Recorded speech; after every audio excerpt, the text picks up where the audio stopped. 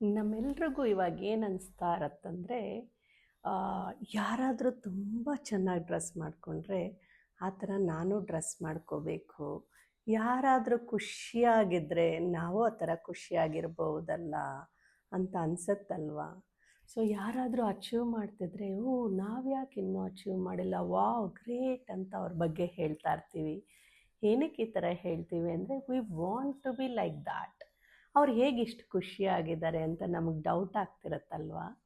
ಆದರೆ ನಾವು ಯಾರೂ ಯೋಚನೆ ಮಾಡಲ್ಲ ಅವರಷ್ಟು ಖುಷಿಯಾಗಿರೋಕ್ಕೆ, ಅಷ್ಟು ಚೆನ್ನಾಗಿ ಡ್ರೆಸ್ ಮಾಡ್ಕೊಳ್ಳೋಕ್ಕೆ ಅವ್ರ ಎಫರ್ಟ್ ಏನು ಹಾಕಿದ್ದಾರೆ, ಅದಕ್ಕೆ ಏನೇನು ಕೆಲಸ ಮಾಡಿದ್ದಾರೆ ಬ್ಯಾಕ್ಗ್ರೌಂಡಲ್ಲಿ ಅಂತ ತಿಳ್ಕೊಳಕ್ಕೆ ಹೋಗ್ತೀವ ನಾವು? ಖಂಡಿತ ಇಲ್ಲ. We want to be like that ಅಂತ ಎಕ್ಸ್ಪೆಕ್ಟ್ ಮಾಡ್ತೀವಿ. ಸೊ ಈಗ ಎಲ್ಲರೂ ಹೇಳ್ತಾರೆ ನೋಡಿ, ಏನೇ ವಿಷಯ ಇದ್ದರೂ ಎಲ್ಲರಿಗೂ ಹೇಳ್ಕೊಂಡು ಬರಬೇಡ, ದೃಷ್ಟಿ ಆಗಿಬಿಡತ್ತೆ ಅಂತ. ಖಂಡಿತ ಅಲ್ವಾ?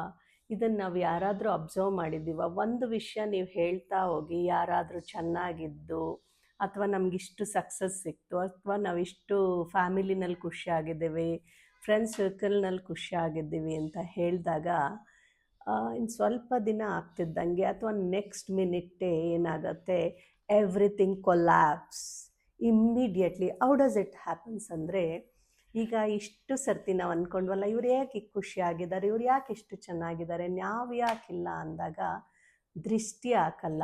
ಆ ನೆಗೆಟಿವಿಟಿ ನಮಗಿಲ್ಲ ಅನ್ನೋ ನೋವು, ಆ ಎನರ್ಜಿ ವೈಬ್ಸ್ ಇರುತ್ತಲ್ಲ, ಅದು ನಮಗೆ ಕನೆಕ್ಟ್ ಆಗಿಬಿಡತ್ತೆ. ಗೊತ್ತೋ ಗೊತ್ತಿಲ್ಲದೇ ಯಾರು ಬೇಕಂತ ಇವರು ಹಾಳಾಗಲಿ ಅಥವಾ ಇವರು ಹ್ಯಾಪಿನೆಸ್ ಹೋಗಿಬಿಡಲಿ, ಇವ್ರ ಖುಷಿ ಹಾಳಾಗಲಿ ಅನ್ನಲ್ಲ, ನಮಗಿಲ್ಲ ಅಂತ ನೋವು ಪಟ್ಕೊಳ್ತಾರಲ್ವ ಕೆಲವ್ರು. ನೋಡಿ, ನಾನು ಮೊದಲು ಸೋಷಿಯಲ್ ಮೀಡಿಯಾಲೆಲ್ಲ ಅಪ್ಡೇಟ್ ಮಾಡ್ತಿದ್ದೆ ಲಾಂಗ್ ಬ್ಯಾಕ್, ಕಾಲೇಜ್ ಡೇಸಲ್ಲಿ, ನಾಟ್ ನಾವ್.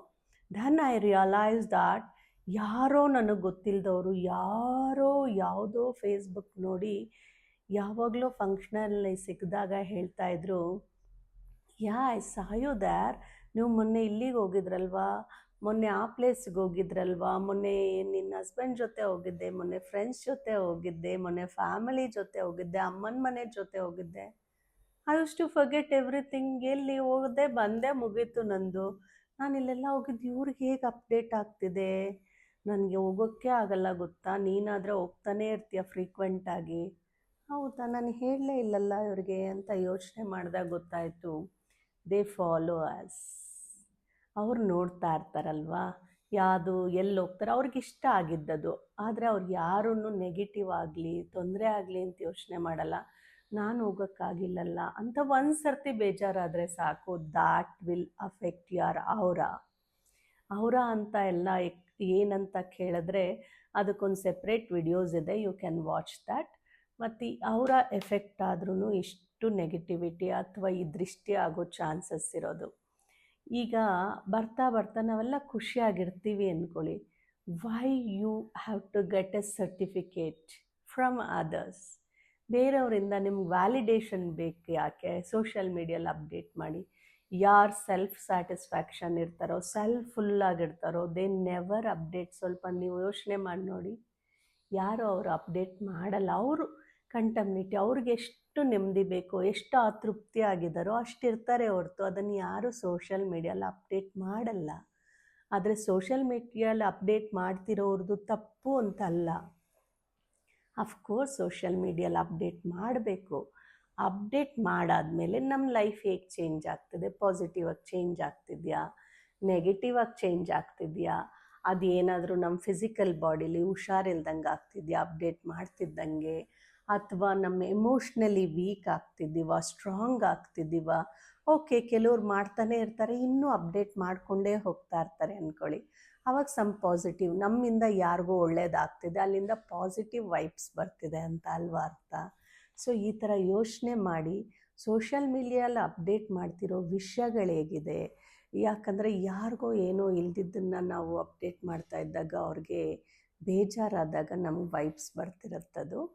ಒಂದು ಸರ್ತಿ ಯೋಚನೆ ಮಾಡಿ, ನಾವು ಹಾಕಿರೋ ವಿಡಿಯೋಯಿಂದ ಅಥವಾ ನಾವು ಕಳಿಸಿರೋ ಮೆಸೇಜಿಂದ ನಮಗೇನು ಎಫೆಕ್ಟ್ ಆಗ್ತಿದೆ ಅದ್ರ ಮೇಲೆ ನಿರ್ಧಾರ ಆಗೋಗುತ್ತದು. ಸರಿ ಇದೆಯೋ ಇಲ್ವೋ? ಈಗ ನಾವೇನೋ ತುಂಬ ಖುಷಿಯಾಗಿರೋದು ಹಾಕಿ ನಮ್ಮ ಫ್ರೆಂಡ್ ಸರ್ಕಲಲ್ಲಿ ಯಾರೋ ನೋವಿಂದ ಇದ್ದು, ಇವಳು ಪ್ರತಿ ಸರ್ತಿ ಹಿಂಗೆ ಹೋಗೋಕ್ಕೆ ಚಾನ್ಸ್ ಇದೆ, ನನಗೆ ಮಾತ್ರ ಸಿಗ್ತಿಲ್ಲ ಅಂದಾಗ ಏನಾಗುತ್ತೆ ಹೇಳಿ, ಆ ವೈಬ್ಸ್ ಬರುತ್ತಲ್ವ. ಸೊ ಪ್ರಪಂಚದ ಮೇಲೆ ತುಂಬ ಈ ಥರ ಇರ್ತಾರೆ ಮೇಡಮ್, ಏನು ನಾವು ಮಾಡಲೇಬಾರ್ದಾ, ಖುಷಿಯಾಗಿರಬಾರ್ದಾ? ಖಂಡಿತ ಇರಿ. ಆದ್ದರಿಂದ ನಿಮ್ಮ ಪರ್ಸ್ನಲ್ ಲೈಫ್ಗೆ ಎಫೆಕ್ಟ್ ಆಗ್ತಿದೆಯಾ, ಪಾಸಿಟಿವ್ ಆಗಿ ಆಗ್ತಿದೆಯಾ ಅಥವಾ ನೆಗೆಟಿವ್ ಆಗ್ತಿದೆಯಾ ಅಂತ ಒಂದಿನ ಸೆಲ್ಫಿ ತೊಗೊಂಡು ನೋಡಿ. Thank you all.